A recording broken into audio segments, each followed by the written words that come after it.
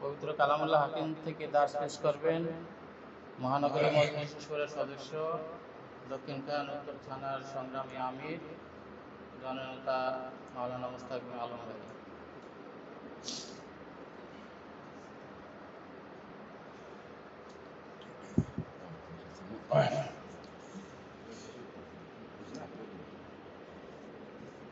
আসসালামু আলাইকুম ওয়া রাহমাতুল্লাহি তাআলা ওয়া বারাকাতুহু।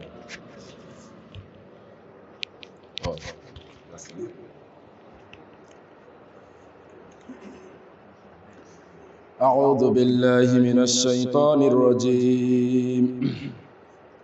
بسم الله الرحمن الرحيم. يا أيها الذين آمنوا لا تتخذوا آباءكم وإخوانكم أولياء إن استحبوا الكفر على الإيمان ومن يتولهم منكم فأولئك هم الظالمون. قل إن كان آباؤكم وأبناؤكم وإخوانكم وأزواجكم وعشيراتكم وأموال اقترفتموها وتجارة تخشون كسادها ومساكن ترضونها أحب إليكم من الله ورسوله وجهاد في سبيله فتربصوا حتى يأتي الله بأمره والله لا يهدي القوم الفاسقين.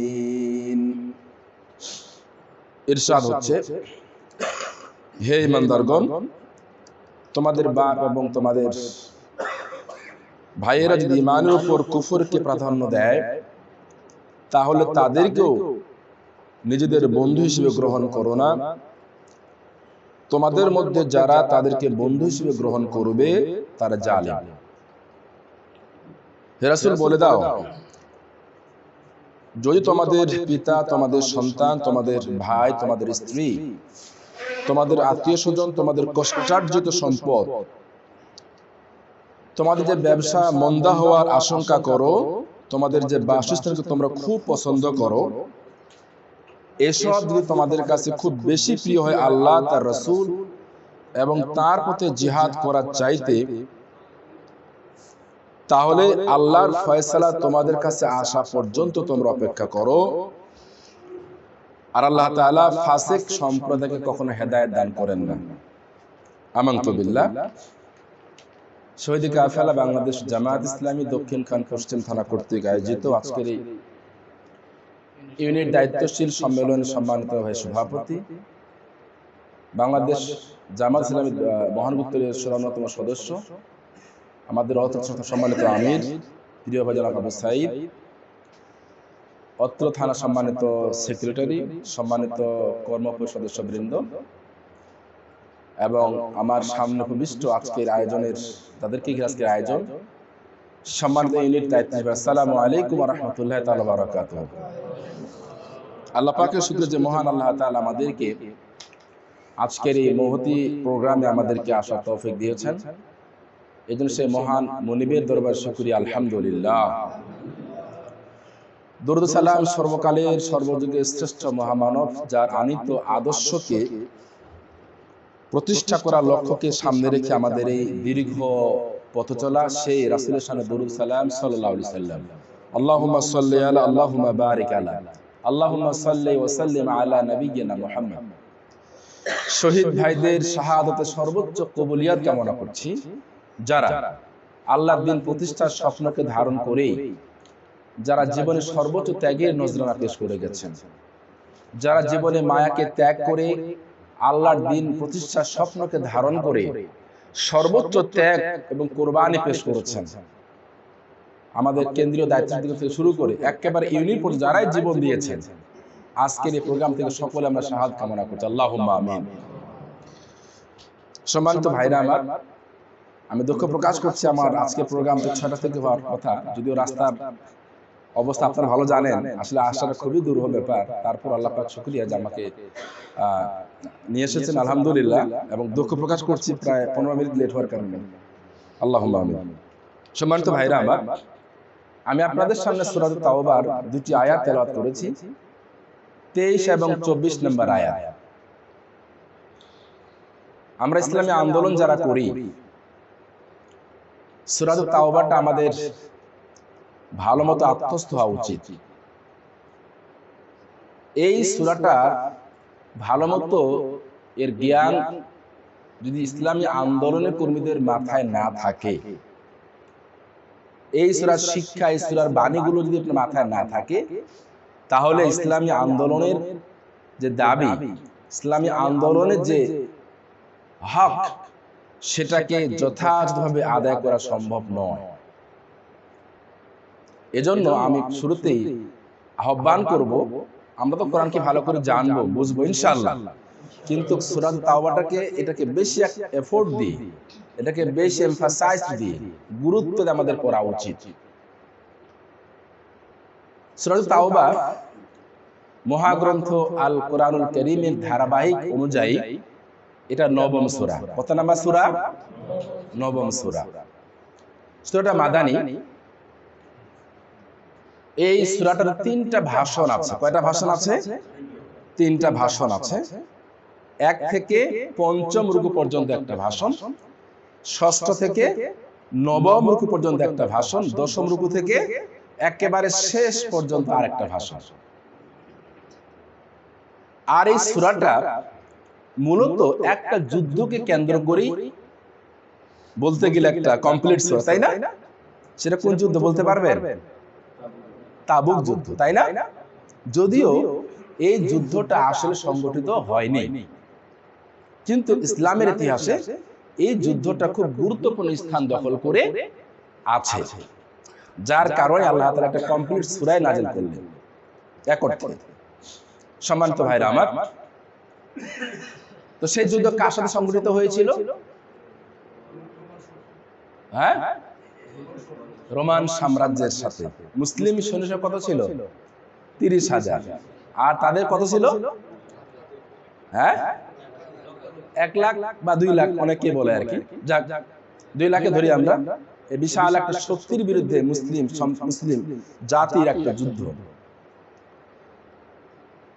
তো সেই যুদ্ধে রাসূল পাক সাল্লাল্লাহু আলাইহি ওয়াসাল্লাম সেই যুদ্ধের মধ্যে কয়দিন অবস্থান করেছিলেন? যুদ্ধ হয়নি, বাট তিনি সেখানে 20 দিন অবস্থান করেছিলেন।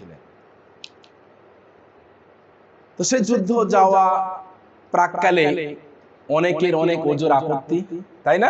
নানাবিধ এক্সকিউজ, সে কথাগুলো আপনাকে সুন্দর করে কোট করেছেন। এজন্য এই সূরাটা আমাদের সবাইকে ভালো করে পড়া উচিত। সম্মানিত ভাইরা আমার, এই সূরার নামকরণ কি? সূরাতুত তাওবা। এর আরেকটা আছে নাম, সেটা কি? বারাত। বারাত শব্দের অর্থ কি?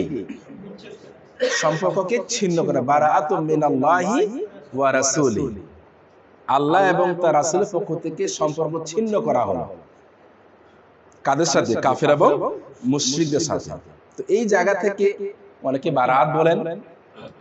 এর আরেকটা নাম সূরাতুত তাওবা। তাওবা নাম কেন করা হলো? হ্যাঁ, ওই যে সূরা, যে তাবুকের যে যুদ্ধ, এজন্য বললাম যে এই যুদ্ধ সংগঠিত না হলেও ইসলামের ইতিহাসে এর একটা গুরুত্বপূর্ণ জায়গা আসে, দখল করে আছে।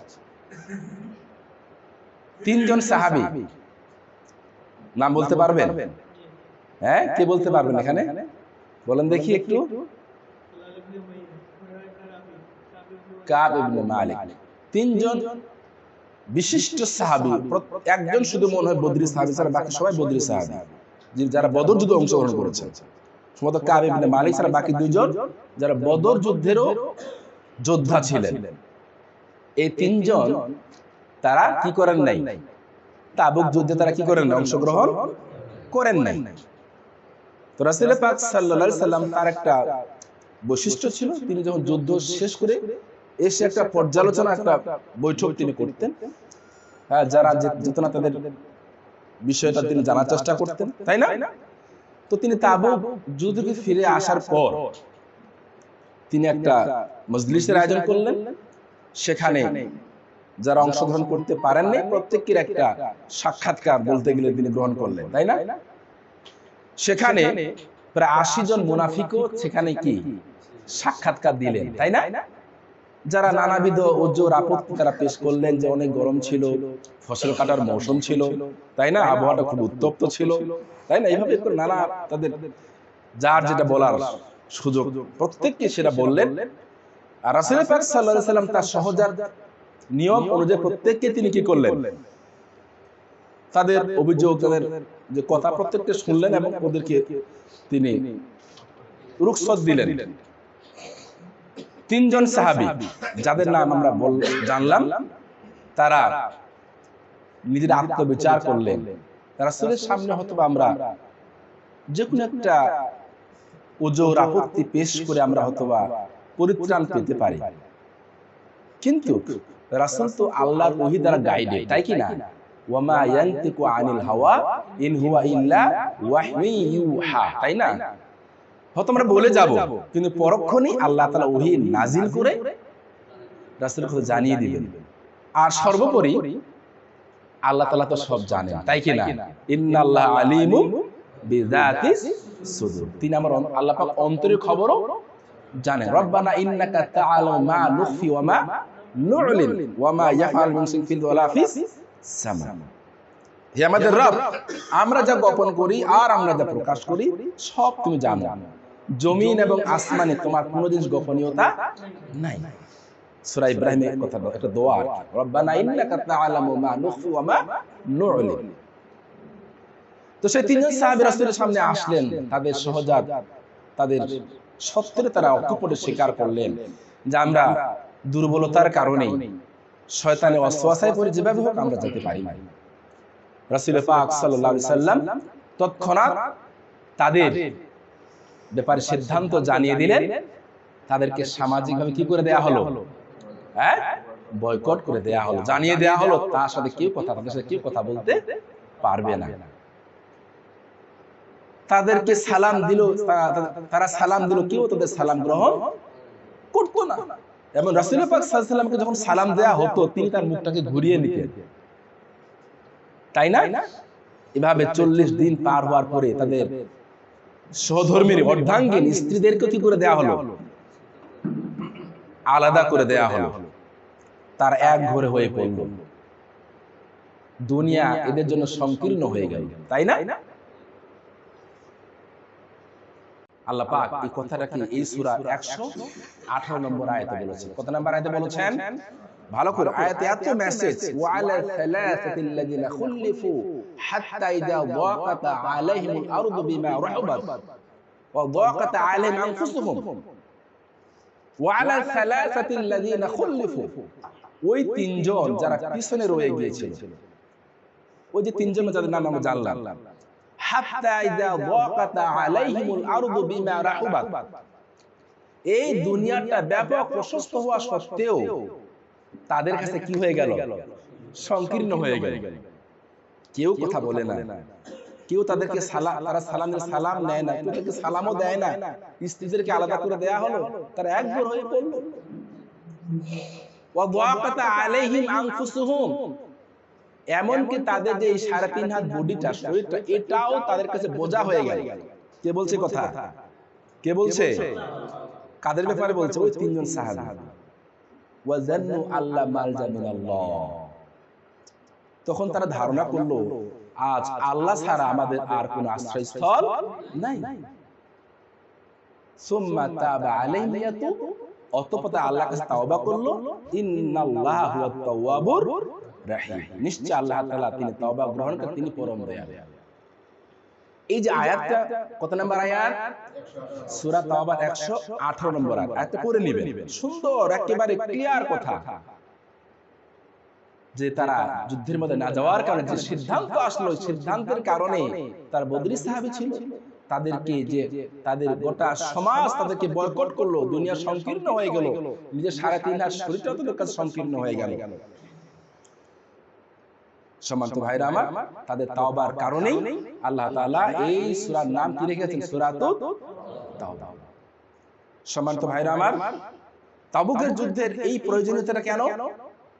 কারণ তাবুকের যুদ্ধ কোন সময় হয়েছিল? যখন ইসলাম বিজয় হয়ে গেছে, তাই কি না? অনেক চড়াই উতরাই, অনেক ত্যাগ, অনেক কুরবানি, অনেক শহীদ, অনেক জেল জুলুম নির্যাতন, তাই না? নিষ্পেষণ করে ইসলাম একটা পর্যায়ে চলে গেছে। এই ইসলাম এত ত্যাগের বিনিময়ে দূর চলে গেল। সেই ইসলাম আজকে যদি রোমান সাম্রাজ্যের আক্রমণে আমরা যদি ধূলিসাৎ হয়ে যাই, তার সকল চেষ্টা ম্লান হয়ে যাবে, তাই না? এজন্য ইসলামের ইতিহাসে এই যুদ্ধ খুবই গুরুত্বপূর্ণ। সম্মানিত ভাইরা আমার, তো আমি আপনাদের সামনে যে আয়াতগুলো, দুটি আয়াত তেলাওয়াত করেছি, এই দুটি আয়াতও খুবই গুরুত্বপূর্ণ। আল্লাহ তাআলা ঈমানদারদেরকে ডেকে বলেছেন, ইয়া আইয়ুহাল্লাযীনা আমানু লা তাত্তাখিযু আবাকুম ওয়া ইখওয়ানাকুম আউলিয়া ইন ইসতাহাব্বুল কুফরা আলাল ঈমান ওয়া মান ইয়াতাওয়াল্লাহুম মিনকুম ফাউলাইকা হুমুজ যালিমুন। হে ঈমানদারগণ, কাদেরকে ডেকে বলেছেন? কাদেরকে? ঈমানদারদেরকে।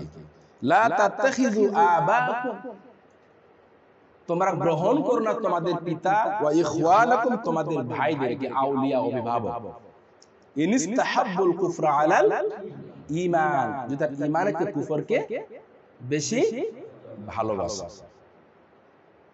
ওয়া মান ইয়াতাওয়াল্লাহুম মিনকুম ফাউলাইকা হুমুজ যালিমুন, আর এটা যে করবে সে কি হয়ে যাবে?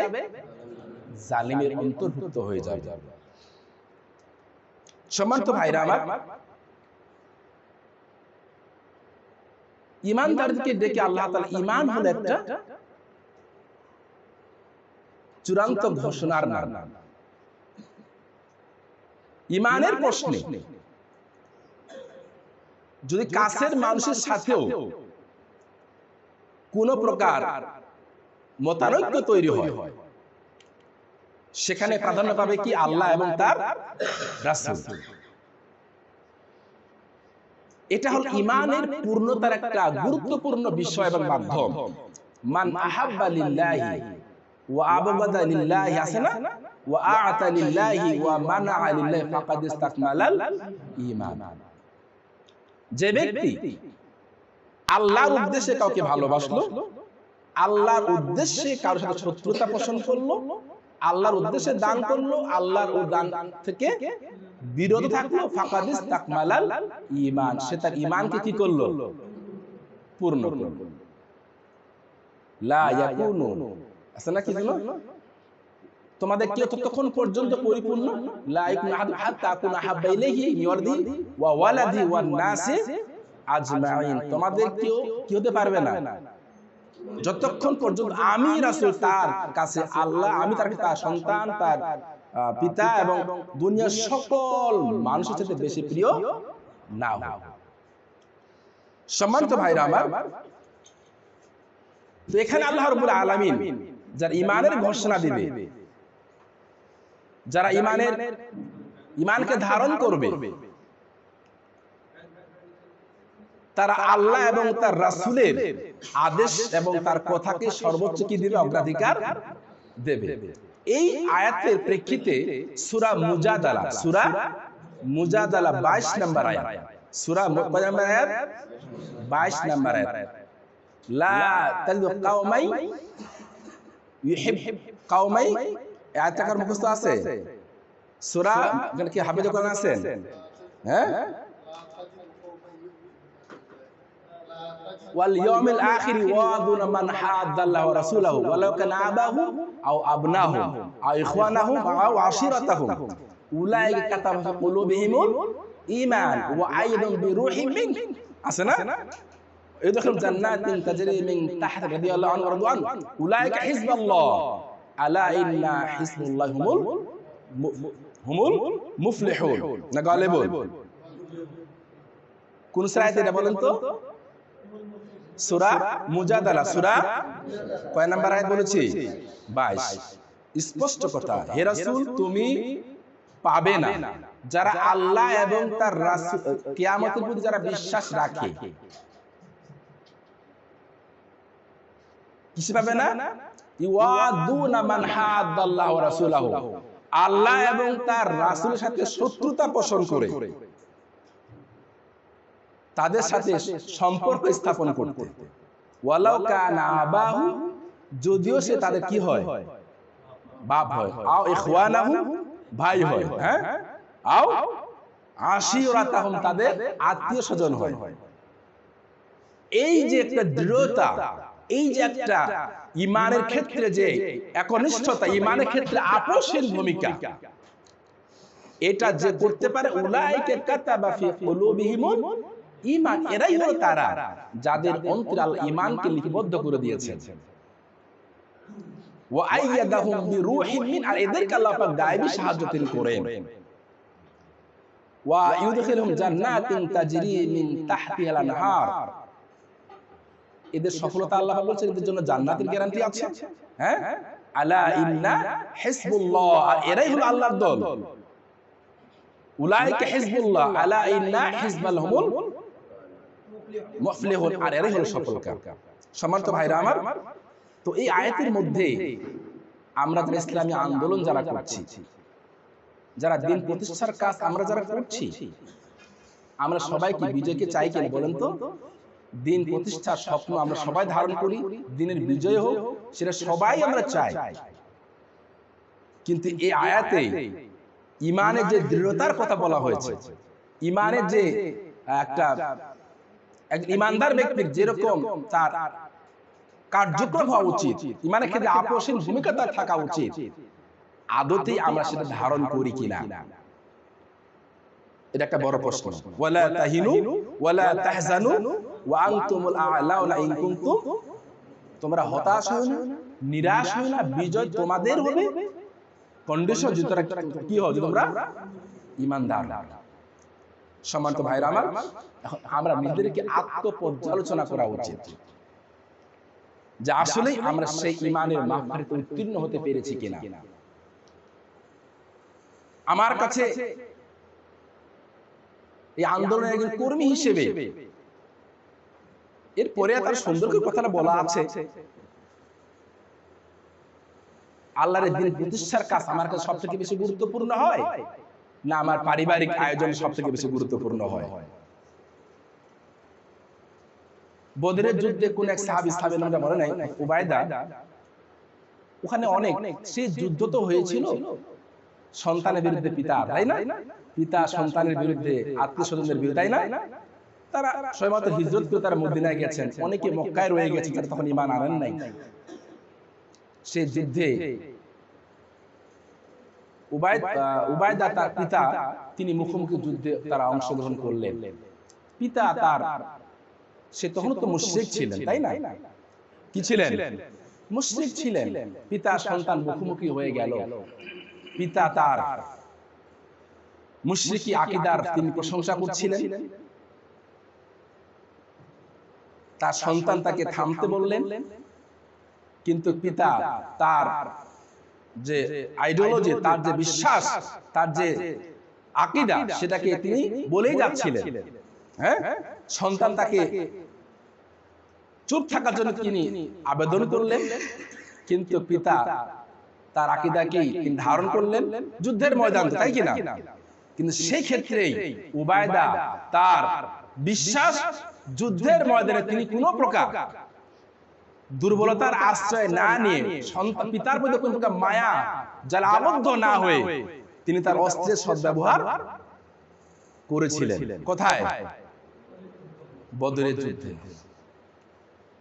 এই ছিল সাহাবা আজমাইনদের ঈমানের ক্ষেত্রে তাদের যে দৃঢ়তা, তাদের যে একনিষ্ঠতা। সুতরাং সম্মানিত ভাইরা আমার, এই ক্ষেত্রে যদি আমরা আল্লাহ এবং তার রাসূল এবং দ্বীনকে যে অগ্রাধিকার আমরা যদি দিতে না পারি, এখানে শিক্ষা বলা আছে, ওয়া মান ইয়াতাওয়াল্লাহু মিনকুম ফাউলাইকা হুমুজ যালিমুন, তারা জালিমের অন্তর্ভুক্ত হয়ে যাবে। সম্মানিত ভাইরা আমার, এরপরে আয়াতটা 24 নম্বর আয়াত, এখানে মুখস্থ আছে কার কার? এই সূরার 24 যেটা আমি তেলাওয়াত করলাম, এটাতে আমি একটু মৌলিক কথা বেশি বলবো। মুখস্থ সবার আছে এখানে? কয়জনের মুখস্থ আছে? একটু দয়া করে হাত তুলেন। এখানে তো মনে হয় সবাই সদস্য কিনা ভাই? সবাই তো সদস্য। আমি একটু খুব আর্নেস্ট রিকোয়েস্ট করব, আজকে দয়া করে আয়াতটা সবাই মুখস্থ করবে ইনশাআল্লাহ। আমি শুরুতে বলেছি কিন্তু সূরা তাওবা যদি আপনার মাথায় না থাকে তাহলে কিন্তু আপনি শয়তানের ওয়াসওয়াসা করবেন, শয়তান আপনাকে ঘায়েল করে ফেলবে। কারণ এই সূরাটা মাথার মধ্যে না থাকলে ইসলামী আন্দোলনের দাবি অনুযায়ী কাজ করা সম্ভব নয়। তার মধ্যে আরো অনেকগুলো আয়াত আছে। এই 24 নম্বর আয়াতটা খুবই গুরুত্বপূর্ণ একটা আয়াত। এখানে আমার কাছে মনে হচ্ছে এখন আয়াতটা খুবই প্রাসঙ্গিক। এই আয়াতটা খুবই বাস্তব আমাদের জন্য, খুবই গুরুত্বপূর্ণ। আজকে আমাদের এই কাজগুলো, যে কথাগুলো আল্লাহ পাক স্পষ্টতই বলেছেন, আজকে এই কাজগুলো আমাদের জন্য একটা অন্তরায় হয়ে দাঁড়িয়েছে। প্রিয় ভাইরা আমার, তাহলে আয়াতটা কি? কুল ইন কানা আবাউকুম ওয়া আবনাউকুম ওয়া ইখওয়ানুকুম ওয়া আজওয়াজুকুম ওয়া আশিরাতুকুম ওয়া আমওয়ালুন ইকতারাফতুমুহা ওয়া তিজারাতুন তাখশাউনা কাসাদাহা ওয়া মাসাকিনু তারদাউনাহা আহাব্বা ইলাইকুম মিনাল্লাহি ওয়া রাসূলি ওয়া জিহাদিন ফি সাবিলি। আল্লাহ তাআলা মনে হয় আমাদেরকে ডেকে ডেকে কথাগুলো বলছেন। কুল, বলো, ইন কানা আবাউকুম, তোমাদের পিতা, ওয়া আবনাউকুম, তোমাদের সন্তান সন্ততি, ওয়া ইখওয়ানুকুম, তোমাদের ভাই, ওয়া আজওয়াজুকুম, তোমাদের স্ত্রী, ওয়া আশিরাতুকুম, তোমাদের আত্মীয় স্বজন জ্ঞাতি গোষ্ঠী। এই পাঁচজন আল্লাহ ব্যক্তি বিশেষের কথা বলেছেন। পাঁচ শ্রেণী: পিতামাতা, সন্তান সন্ততি, ভাই বেরাদার, স্ত্রী, আত্মীয় স্বজন। আমাদের খুব ক্লোজ পিপল যারা, তাই না, খুব ক্লোজ যারা অবস্থান করছে, যাদেরকে আমরা অবশ্যই ভালোবাসি, শ্রদ্ধা করি, সম্মান করি, আদর করি, স্নেহ করি, সোহাগ করি, তাই কি না? এই পাঁচ শ্রেণীর কথা আল্লাহ তাআলা বলেছেন। আর তিনটা বলেছেন, ওয়া আমওয়ালুন ইকতারাফতুমুহা, তোমাদের, শুধু সম্পদ বলে কিন্তু ভুল হয়, কষ্টার্জিত উপার্জিত সম্পদ, যেটা অনেক কষ্ট করে ঘর করেছেন, বাড়ি করেছেন, ব্যবসা বাণিজ্য করেছেন, তাই না, কষ্ট করে, অনেক ক্লেশ কষ্ট যাতনাকে সহ্য করে করেছেন, সেই সম্পদের কথা আল্লাহ তাআলা বলেছেন। ওয়া তিজারাতুন তাখশাউনা কাসাদাহা, তোমাদের ব্যবসা বাণিজ্য যেটা তোমরা কি হও, ক্ষতি হওয়ার, ব্যবসা বললে তো এটা কমপ্লিট হয়ে যায়, কিন্তু না, আল্লাহ একেবারেই টাচ করে বলছেন, যেটা তোমরা ক্ষতি হওয়ার আশঙ্কা করো, ওয়া মাসাকিনু তারদাউনাহা, তোমাদের বাসস্থান যেটা তোমরা খুব ভালোবাসো। তাহলে কয়টা কথা বলছেন এখানে আল্লাহ তাআলা? পাঁচটা হলো ব্যক্তি বিশেষের কথা, আর তিনটা হলো সম্পদ, তার কষ্টার্জিত সম্পদ, বাসস্থান, ব্যবসা বাণিজ্য। এই আটটা জিনিস যদি তোমাদের কাছ থেকে কি হয়, আহাব্বা ইলাইকুম, আহাব্বা ইসমে তাফজিল, এর অর্থ হলো এটা তোমাদের কাছে যদি বেশি প্রিয় হয়। প্রিয় তো অবশ্যই, পিতাকে আমার প্রিয় না, আমার সন্তান কি প্রিয় না, আমার স্ত্রী প্রিয় না, আমার অবশ্যই প্রিয়, এটা তো হক আছে, আছে কিনা? হ্যাঁ, ওয়া কাদা রাব্বুকা আল্লা তা'বুদু ইল্লা ইয়া ওয়া বিল ওয়ালিদাইনি ইহসান, আল্লাহ তো বলেছেন, আল্লাহ পক্ষ থেকে ফয়সালা এটাই যে আল্লাহর গোলামি করবে আর পিতা মাতার সাথে কি করবে, সৎ আচরণ করবে, আছে না? এগুলো অবশ্যই আপনার সৎ আচরণ করবে, কিন্তু আল্লাহ এবং তার রাসূল এবং তার পথে জিহাদের প্রশ্ন আসলে এগুলো কি হয়ে যাবে, গৌণ হয়ে যাবে। তখন আল্লাহ, তার রাসূল এবং তার পথে জিহাদ করাটাই আপনার কি হবে, মুখ্য উদ্দেশ্য হবে। এরপর আল্লাহ তাআলা কি বলেছেন, আহাব্বা ইলাইকুম মিনাল্লাহি ওয়া রাসূলি ওয়া জিহাদিন ফি সাবিলি, এইগুলো তোমাদের কাছে বেশি প্রিয় হয় আল্লাহ, তার রাসূল এবং তার পথে জিহাদ করার চাইতে, ফাতারাব্বাসু হাত্তা ইয়াতি আল্লাহু বিআমরি, তাহলে আল্লাহর ফয়সালা আসা পর্যন্ত তোমরা কি করো, অপেক্ষা করো। ওয়াল্লাহু লা ইয়াহদিল কওমাল ফাসিকিন, আর আল্লাহ তাআলা ফাসিক সম্প্রদায়কে হেদায়েত দান করেন না। সম্মানিত ভাইরা আমার, এখন আমরা এখানে যারা বসে আছি, এই আয়াতের আলোকে নিজেকে একটু জাজ করি, একটু জাজমেন্ট করি, তো আসলে আমার সামনে যখন আল্লাহ, তার রাসূল এবং জিহাদের প্রশ্ন আসে, আমার সামনে যখন দিন প্রতিষ্ঠার কাজ, ইকামতের দিনের কাজ, আর আমার এই যে বিষয়গুলো বলা হল, এই প্রশ্ন যখন এই মুখোমুখি আমি হই, তাহলে আমার আচরণটা, আমার দৃষ্টিভঙ্গিটা কোন দিকে যায়, এটা কিন্তু একটা বড় প্রশ্ন। এই ব্যাপারে আমাদেরকে আত্মপর্যালোচনা হওয়া উচিত। ফাতারাব্বাসু হাত্তা ইয়াতি আল্লাহু বিআমরি, তোমরা আল্লাহর ফয়সালা আসা পর্যন্ত অপেক্ষা করো। সম্মানিত ভাইরা আমার, এই যে আমরা দিনের এই রাস্তা পেয়েছি, আলহামদুলিল্লাহ, আলহামদুলিল্লাহ। আমরা তো অন্য আদর্শের কর্মী হতে পারতাম, তাই কি না? আল্লাহ তাআলা সেখান থেকে আমাদেরকে ঘুরিয়ে ইন্না আলাইনা লাল হুদা, তিনি আমাদেরকে হেদায়েত দিয়েছেন। আলহামদুলিল্লাহিল্লাযী হাদানা লিহাদা ওয়া মা কুন্না লিনাহতাদিয়া লাউলা আন হাদানাল্লাহ। আল্লাহর শুকরিয়া, তিনি আমাদেরকে হেদায়েত দিয়েছেন। তিনি হেদায়েত না দিলে আমরা কি হেদায়েত পেতাম না। আলহামদুলিল্লাহ, আল্লাহ পাক আমাদেরকে দিনের এই মহতাজ, দিনের এই আলোকিত পথ আমাদেরকে দেখিয়েছেন, আলহামদুলিল্লাহ। এখন কথা হলো, আমরা যদি সেই ফাতারাব্বাসু হাত্তা ইয়াতি আল্লাহু বিআমরি, তার এটা একটা ব্যাখ্যা, কিন্তু যে আল্লাহ তাআলা আপনাকে আমাকে এই সুযোগ দিলেন, এই পথে আমরা কাজ করতে পেরেছি, আলহামদুলিল্লাহ। ওয়াজাহিদু ফিল্লাহি হাক্কা জিহাদি ওয়াজতাবাকুম ওয়া মা জাআলা আলাইকুম ফিদ-দীন মিন হারাজ, তোমরা আল্লাহর পথে জিহাদ করো। জিহাদ ওয়াজাহিদু ফিল্লাহি, এটা বললে কিন্তু আয়াতের কনক্লুশন হয়ে যায়, এন্ডিং হয়ে যায়, তাই না? কিন্তু হাক্কা জিহাদি বলে এটা কতটা গুরুত্ব দেওয়া হচ্ছে। জিহাদের কাজ করো, হক আদায় করে, যেভাবে করা উচিত। জিহাদ শব্দের অর্থ কি কেউ বলতে পারবেন? প্রাণান্তকর চেষ্টা করা। দ্যাট মিন্স যেই চেষ্টার পর আর কোনো চেষ্টা বাকি থাকে না, এটা কি বলা হয়? প্রাণান্তকর চেষ্টা। এটা তো জিহাদ তার স্বকীয় অর্থ বহন করছে, কিন্তু হাক্কা জিহাদি, জিহাদ হক আদায় করে করো। হুয়াজতাবাকুম, তিনি তোমাদেরকে কি করেছেন? বাছাই করেছেন। আলহামদুলিল্লাহ, আমি মনে করি আমরা যারা দিন কায়েমের পথে আছি, অবশ্যই আমরা আল্লাহ পাকের বাছাই দলভুক্ত, আলহামদুলিল্লাহ। ওয়া মা জাআলা আলাইকুম ফিদ-দীন মিন হারাজ, আর আল্লাহ তাআলা তিনি দিনের এই যে নিয়ম কানুন, এই যে বিধিবিধানগুলো দিয়েছেন, আল্লাহ এগুলো খুব কঠিন আরোপ করেন নাই। বান্দা পালন করতে পারবে না, বান্দা এগুলো কাজে আঞ্জাম দিতে পারবে, এটা কখনো হয় না। লা ইউকাল্লিফুল্লাহু নাফসান ইল্লা ওয়াসআহা, আল্লাহ তাআলা কাউকে তার সাধ্যের বাইরে দায়িত্ব তিনি দেন না।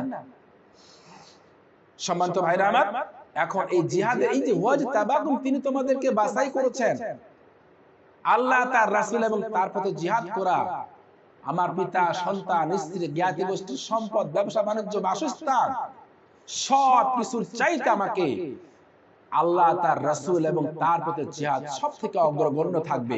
এটা হলো হাক্কা জিহাদি। ওয়াজতাবাকুম, তিনি তোমাদেরকে বাছাই করেছেন। তো এই আয়াতের ওই যে রুকুনিয়াতের আসল চেতনা একটা বই আছে, সেখানে সুন্দর করে প্রফেসর গোলাম আযম তিনি লিখেছেন। তিনি কথা এই আয়াতের উদ্ধৃতি প্রায় দিবেন তার বক্তব্যের মধ্যে।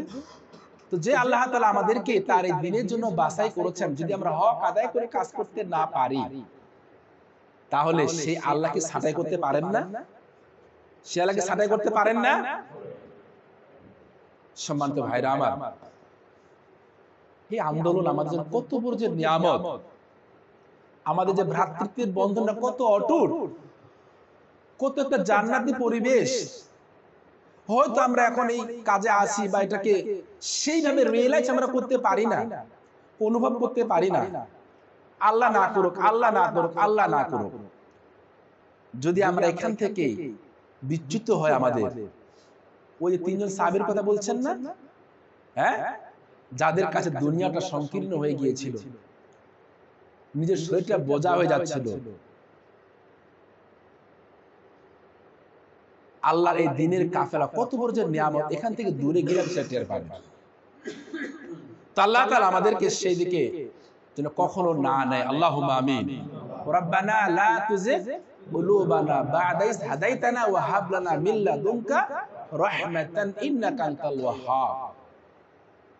আয় আল্লাহ, তুমি যদি আমাদেরকে একবার হেদায়েতের পথ দেখিয়েছো, আমাদেরকে আর বক্র পথে নিও না, বাঁকা পথে আর নিও না। ইন্নাকা আনতাল ওয়াহ্হাব, নিশ্চয় তুমি পরম দাতা। আল্লাহুম্মা ইয়া মুকাল্লিবাল কুলুব সাব্বিত কলবি আলা দীনিক, হে অন্তর পরিবর্তনকারী আল্লাহ, আমাদের অন্তরকে তোমার দ্বীনের প্রতি দায়েম এবং কায়েম রাখো। আল্লাহুম্মা মুসাররিফাল কুলুব সাররিফ কুলুবানা আলা তাআতিক, হে অন্তর পরিবর্তনকারী আল্লাহ, আমাদের অন্তরকে তোমার আনুগত্যের মধ্যে রাখো। আল্লাহুম্মা আমিন। সম্মানিত ভাইরা আমার, এই আয়াতের তাফসীর হলো, যদি আমরা হক আদায় করে কাজ না করি, ইল্লা তানফিরু ইউআযিবকুম আযাবান আলিমা ওয়া ইস্তাবদিল কওমান গায়রাকুম ওয়া লা তাদুররুহু, তোমরা যে বের না হও, দ্বীনের প্রতি যেভাবে কাজ করা উচিত, যেভাবে ভূমিকা পালন করা উচিত, সেইভাবে ভূমিকা তোমরা যদি পালন না করো, আল্লাহর কি তোমাদের প্রতি দায়িত্ব, তিনি তোমাদের দিকে তাকায় নেই। আল্লাহর অগণিত বান্দা আছে যাদেরকে আল্লাহ এই জিম্মাদারি দিবে, আর তোমরা আল্লাহর কোনো ক্ষতি করতে পারবে না। সুম্মা লা ইয়াকুনু আমসালাকুম, যাদেরকে আল্লাহ দায়িত্ব দিবেন তারা তোমাদের মতো হবে না। সম্মানিত ভাইরা আমার, তাহলে আল্লাহ তাআলা যে দ্বীনের জিম্মাদারি, এই আয়াতের মধ্যে যে মেসেজটা আমরা পেলাম, এখন নিজেকে একটু আত্মবিচার করা দরকার যে আসলে আমরা এই দ্বীনের কাজ যেভাবে হক আদায় করে করা উচিত সেভাবে আমরা আঞ্জাম দিচ্ছি কিনা। আর ইসলামী আন্দোলনের কাজ হক আদায় করে যথাযথভাবে সেই আদায় করতে পারে যারা দুনিয়ার জীবনটা চাইতে আখিরাতের জীবনকে বেশি প্রাধান্য দেয়। ফালিকাতিল ফি সাবিলিল্লাহিল্লাযিনা ইয়াশরুনাল হায়াতাদ দুনিয়া বিল আখিরাহ, আল্লাহর প্রতি তাদেরই সংগ্রাম করা উচিত, তারাই সংগ্রাম করতে পারে। সুন্দর করে আল্লাহ বলছেন, যারা দুনিয়ার জীবনটাকে বিক্রি করে দেয় কিসের বিনিময়ে? যাদের সফলতা, যাদের লক্ষ্য থাকে কি? আখিরাত। ফামান যুহজানিন নার ওয়া উদখিলাল জান্নাতা ফাকাদ, যাকে জাহান্নামের আগুন থেকে রক্ষা করা হবে, জান্নাতে প্রবেশ করিয়ে দেয়া হবে, ফাকাদ ফাজ, সেই হলো সফল মানুষ। কিন্তু আমরা কি সেই সফলতার স্বাদ পেতে চাই? বাল তুসিরুনাল হায়াতাদ দুনিয়া, আমরা কি এই রোগে আক্রান্ত হয়ে পড়িনি যে তোমরা দুনিয়ার জীবনকে বেশি অগ্রাধিকার দাও? ওয়াল আখিরাতু খায়রু ওয়া আবকা, অথচ আখিরাতটা স্থায়ী, সেটাই হলো চিরন্তন, সেটাই হলো কল্যাণ। সম্মানিত ভাইরা আমার, তাহলে এই দ্বীনের কাজ আমাদেরকে যেভাবে আঞ্জাম দেওয়া উচিত, যেভাবে ভূমিকা পালন করা উচিত, আসলে আমরা সেই ধরনের ভূমিকা নিতে পারছি কিনা? সম্মানিত ভাইরা আমার, আজকে হয়তো আমাদের জ্ঞানগত সীমাবদ্ধতার কারণে, চিন্তাগত একটা লিমিটেশন থাকার কারণে হয়তো বুঝতেছি না। আজকে থেকে যদি আমরা সিদ্ধান্ত গ্রহণ করতে পারি এই আয়াতের আলোকে দ্বীনের কাজকে সব থেকে অগ্রাধিকার দিয়ে আমাদের ওয়ার্ড, আমার ইউনিট, আমার যেখানে আমার দায়িত্ব, তার প্রতি পূর্ণ সদাচরণ করতে পারি, আল্লাহ তাআলা আপনার আমার সকল ক্ষেত্রে উত্তম সাহায্যকারী তিনি হয়ে যাবেন। ইয়া আইয়ুহাল্লাযীনা আমানু ইন তানসুরুল্লাহা ইয়ানসুরকুম ওয়া ইসাব্বিত আকদামাকুম, হে ঈমানদারগণ, তোমরা আল্লাহর দ্বীনের সাহায্যকারী হয়ে যাও, তাহলে আমি আল্লাহ তোমাদেরকে সাহায্য করব, তোমাদের পদযুগলকে আমি মজবুত করে দেব। ওয়া কানা হাক্কান আলাইনা নাসরুল মুমিনিন, ঈমানদারদেরকে সাহায্য করা আমি আল্লাহর হক, আমার জন্য ওয়াজিব। সম্মানিত ভাইরা আমার, তাই আবার আমি আপনাদের কাছে আবেদনটুকু রাখবো যে আমরা যেখানে দায়িত্বে আছি, আজকে ইউনিট প্রতিনিধি সম্মেলন, আপনাদের মেহমান আসবেন, আরো বিস্তারিত কথা বলবেন। সর্বোপরি আমার নিজের যে একটা বিবেক শক্তি আছে, বিবেক বোধ আছে, ফাআলহামাহা ফুজুরাহা ওয়া তাকওয়াহা, যে ইলহাম আল্লাহ আমাদেরকে দিয়েছেন, যে জাজমেন্ট ক্যাপাসিটি আমাকে দিয়েছেন, আমাদেরকে রিয়েলাইজ করতে হবে যে আমরা এই আন্দোলনের দাবি অনুযায়ী এই যে আয়াতের দার্স, যে কথাগুলো এখানে বলা আছে, তার দাবির আলোকে আমরা ভূমিকা পালন করতে পারছি কিনা। এর আয়াতে যে কনক্লুশন, অর্থাৎ এই 8টা শ্রেণীকে যারা 3টা চাইতে অগ্রগণ্য করবে, প্রাধান্য দিবে, তারা কিসের দলভুক্ত? ফাসিক। ওয়াল্লাহু লা ইয়াহদিল কওমাল ফাসিকিন, এরা হলো ফাসিকের দলভুক্ত, আর আল্লাহ ফাসিকদেরকে তিনি পথ দেখান না। এখন আমরাই নিজেকে রিয়েলাইজ করি যে আসলে আমরা এই আয়াতের লেসন, এই আয়াতের যে টিচিং, এই আয়াতের যে লার্নিংটা, শিক্ষাটা আমরা সত্যিকার অর্থে যেভাবে ধারণ করা উচিত, গ্রহণ করা উচিত, আমরা সেভাবে গ্রহণ করতে পারছি কিনা। সম্মানিত ভাইরা আমার, এই জন্য সূরা তাওবাটাকে ভালো করে সবাই পড়বেন, ভালো করে জানবেন। আজকে থেকেই সিদ্ধান্ত নেন যে আমরা এই সূরাটাকে ভালো করে পড়ব। সর্বোপরি আমরা কিন্তু কোরআন পড়া, কোরআনকে একর থেকে যেভাবে হাক্কা তিলাওয়াত, একটা কথা আছে না, উলাইকা ইউমিনুনা বিহি, যারা হক আদায় করে তেলাওয়াত করে। আজকে কিন্তু আমাদের এই সোশ্যাল মিডিয়ার কারণে, বিভিন্ন কারণে কোরআনকে যেভাবে গ্রহণ করা উচিত, ধারণ করা উচিত, বোঝা উচিত, আমরা কিন্তু সেই মাপকাঠিতে এখন নেই। এটা নিঃসন্দেহে একটা আমাদের জন্য হতাশার কথা, দুরাশার কথা। আজকে আমি আপনাদেরকে করজোরে আবেদন করব, নিবেদন করব, দয়া করে এগুলো আমাদের জ্বালানি, এগুলো আমাদের রসদ। কোরআন থেকে যতই দূরে থাকবেন, শয়তান আপনাকে ততই, ওমা ইয়াশু আন যিকরি রাহমান নুকাইদ শাইতান ফাহুয়া লাহু কারীন। আল্লাহ বলেছেন, যে ব্যক্তি আমার জিকির থেকে দূরে সরে চলে যাবে, কোরআনের শিক্ষা, কোরআনকে পড়া থেকে নিজেকে দূরে রাখবে, তার একজন সঙ্গী আমি বানিয়ে দেব। সে সঙ্গী কে? আসলে নিকৃষ্ট সঙ্গী। কোরআন না শেখার কারণে, না বোঝার কারণে, কোরআন না পড়ার কারণে আজকে আমরাও কিন্তু অনেক রোগে আক্রান্ত হয়ে গেছি। অনেক ওয়াসওয়াসায় আমাদেরকে পেয়ে বসে। প্রিয় ভাইরা আমার, কোরআন আল্লাহ পাকের একটা বড় নিয়ামত। আমাদের এই আসমান এবং জমিনের মধ্যে শ্রেষ্ঠ নিয়ামত মহাগ্রন্থ আল কোরআন।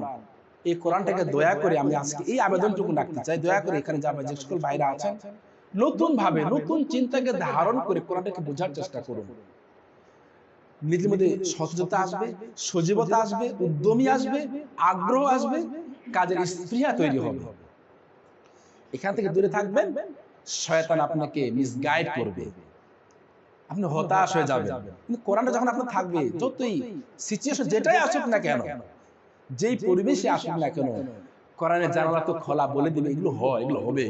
ইতিহাসের ধারাবাহিকতা এগুলো হয়ে গেছে। আপনি হতাশ হবেন না, নিরাশ হবেন না। তো সম্মানিত ভাইরা আমার, আমি সংক্ষিপ্ত যে কথাগুলো বললাম এই দুটি আয়াতের আলোকে আশা করি আপনারা উপলব্ধি করতে সক্ষম হয়েছেন। আবারও আবেদন করব, দয়া করে আমরা কোরআনটাকে শক্ত করে ধারণ করি, আর এই সূরাটাকে বেশি করে পড়ার চেষ্টা করি। তাহলে এই আন্দোলনের দাবি এবং হক অনুযায়ী আমরা কাজ করতে সক্ষম হব। আল্লাহ পাক রব্বুল আলামিন আমাদের প্রত্যেককে এই আন্দোলনের দাবি অনুযায়ী, হক অনুযায়ী, যার যে দায়িত্ব, এই দায়িত্বের পূর্ণ সদ্ব্যবহার করে যেন আমরা ময়দানে ভূমিকা পালন করতে পারি। আমাদের প্রত্যেকের হাত ধরেই যেন এই ময়দান আরো ইসলামী আন্দোলনের ক্ষেত্রে কার্যকরী ভূমিকা পালন করতে পারে। কারণ আমরা, আমাদের ডাক কখন আসবে, কোনো কাজকে আগামী কালে যেন ফেলে রাখতে নেই।